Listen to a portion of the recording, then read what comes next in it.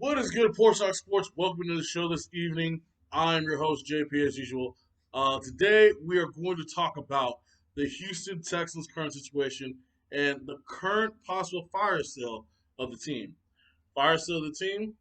Well, we'll get into that in just a second, y'all. So, guys, with that, let's start the show.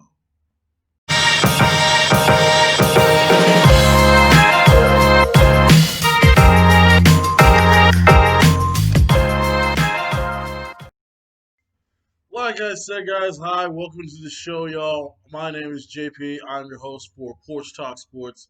And y'all, I always like to say to get on my show, always subscribe, like, and comment, please. So, guys, to start the show, yes, and I'm in my jammies and I don't care. Yeah, I'm comfortable in my job, so fuck y'all. So, guys, just fun. Um, so tonight we're going to talk about the state of the Texans and the possible fire. So that's pretty much in the works. It's going to happen. So let me start out with the state of the Texans part. And what I mean by state of the Texans is in terms of the front office and who they're looking for the empty general management position. Now, I've said in post and past, I haven't said on YouTube, but my personal idea, my personal favorite for the GM job for the Houston Texans is ESPN's Lewis Riddick. He has several lots of experience. Scout for the Washington Redskins, director of player personnel with the Eagles. So he's been around NFL talent, NFL locker rooms. You listen to his draft analysis. To me, he's probably the most accurate guy out there currently in terms of like guys who can predict the draft and predict who's going to fail, who's going to bust. Um, I usually listen to him. The guy before that you really used to listen to was Mike Mayock, and unfortunately he went to the Raiders and is their general manager now. So that's usually who I used to listen to.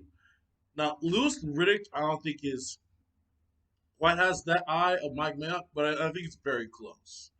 And to me, I think it wouldn't be a bad idea. I mean, like I said, he's still decently young too.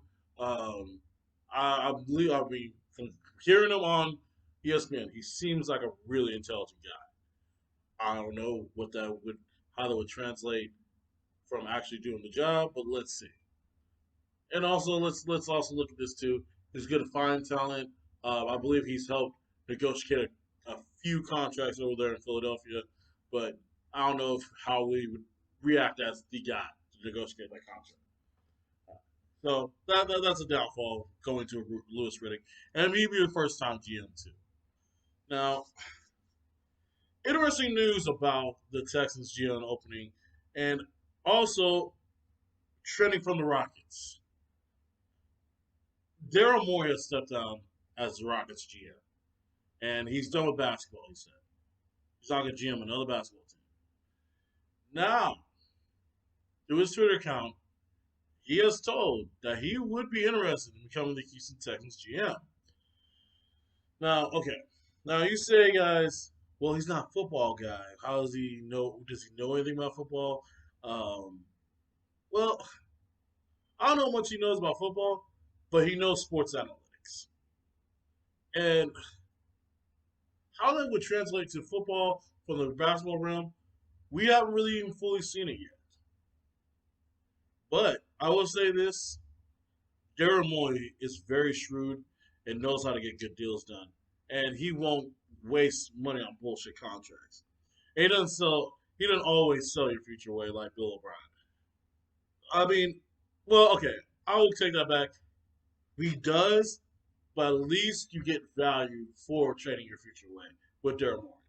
So that's my point of view. You're gonna be Daryl Morey wouldn't make that Larry Tunsil trade and give away two first round picks. He for damn sure would have made that David Klein trade, and for damn sure would have traded Deontay Hopkins. So you can't be any worse than Billy O. Let's just go ahead and admit that. There will never be a GM worse than Billy O.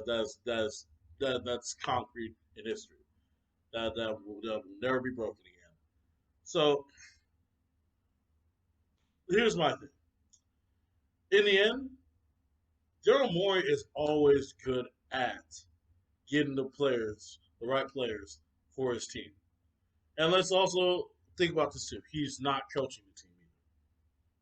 So that'd be a problem if he was GM and coach, but I don't think the Texans are ever going to go without that route again. But he's just going to be the guy getting the players and negotiating the contracts.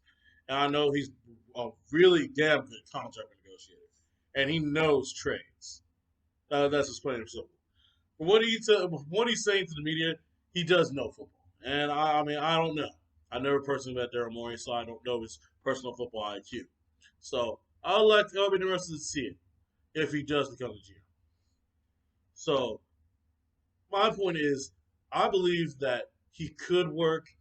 It's just he has to have a bunch of football guys around him because I wouldn't trust his football IQ. Daryl Morey, that is. Can he get us some good deals and probably get us out of these bad contracts? Yeah, he did with the Rockets. He sold all types of bad contracts, man. We got it. With this team, I mean, don't get me wrong. There's not that much value with the bad contracts they do have. Um, Roby is a good value. I don't know if you get a first rounder out of him. Merciless is still, I think you can get a second rounder out of him. Cunningham, you might be able to squeeze a first rounder out of him. You might be able to. He leads the league, the team in tackles right now, and that would be an interesting giveaway to gain some draft picks, and that's the reason why you would have the fire sale. And this is where I'm getting to the fire sale part, y'all. So with that fire sale, I think the best guy would be a Daryl Morey like player, but I would rather stay with guys who are within the football realm in order to do that. Would I bring him on as a consultant for the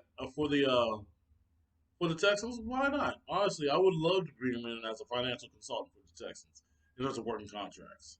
I love that because I know he knows how to get a deal done. So I wouldn't make him the GM. I would make him a guy in the GM's. I'll probably maybe just assistant GM. How about that? Because I mean, don't get me wrong, I like Lewis Riddick, but there's even more qualified guys that you can get. There's John Dorsey for one. There's Scott Pioli. Those are two guys I mean right there that could both be our GM next year. Both have hell experience. Um, John Dorsey with Kansas City and Cleveland. Scott Pioli also with Indianapolis, and I believe a little bit of time in Kansas City and Buffalo too as well. Back in the '90s when he was coaching them. So those are a couple other guys that know how to get talent, and that's for sure. John Dorsey got Odo Beckham to Cleveland. He also brought Kareem Hunt there. He kind of built the current Browns team that's actually successful right now for them. So John Dorsey can be another guy I would look at. Scott Pioli did some decent things in Indianapolis.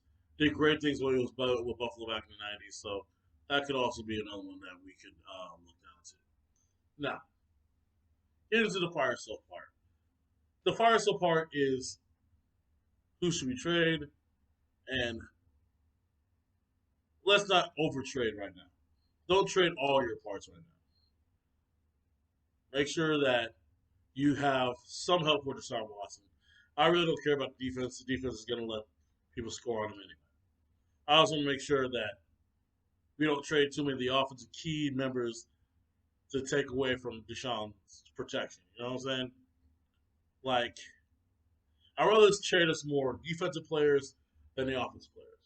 And the reason that we got to protect our investment now is Deshaun Watson. Dude. We can't trade guys like Larry Tunsil. I heard that was a rumor. Um, I would be down to trade one of our wide receivers. That'd be about it. David Johnson, unfortunately, we're gonna have to probably wait for his contract to run out to trade his contract in the off season because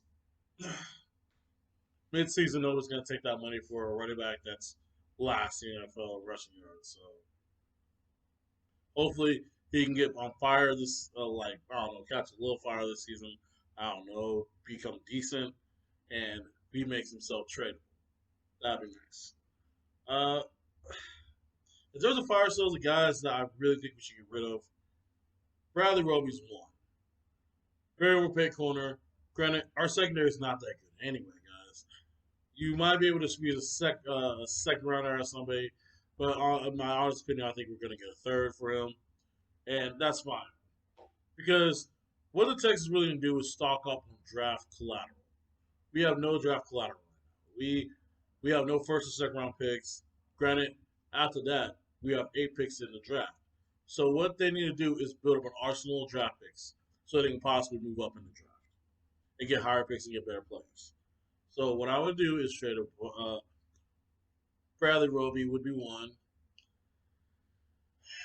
Fortunately, I would try to trade Merciless, and I would try to trade Merciless and Cunningham.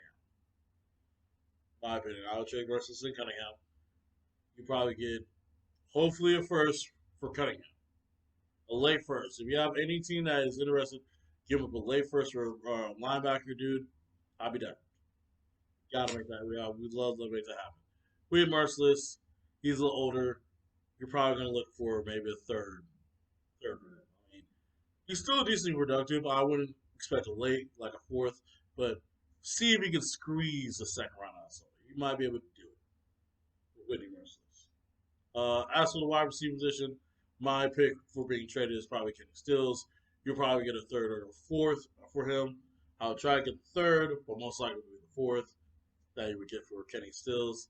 So right there, you added another fourth rounder, only a first and a second, and another second or third with the Roby trade. So Roby, Merciless, and Cunningham. So you added probably about 5 draft picks right there. So with the 8 we already have, that would give us 13.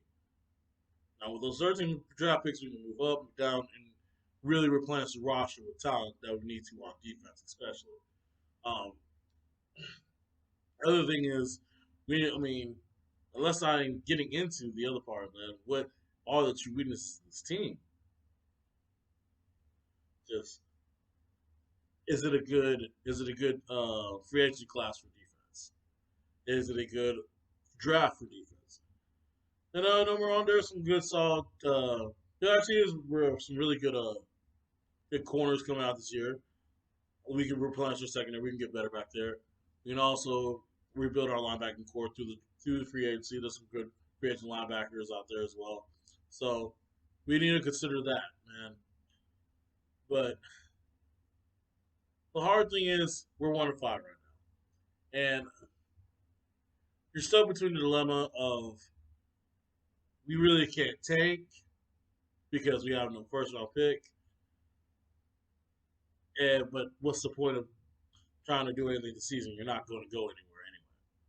So that's the team attitude right now. So it sucks that we put ourselves in a situation.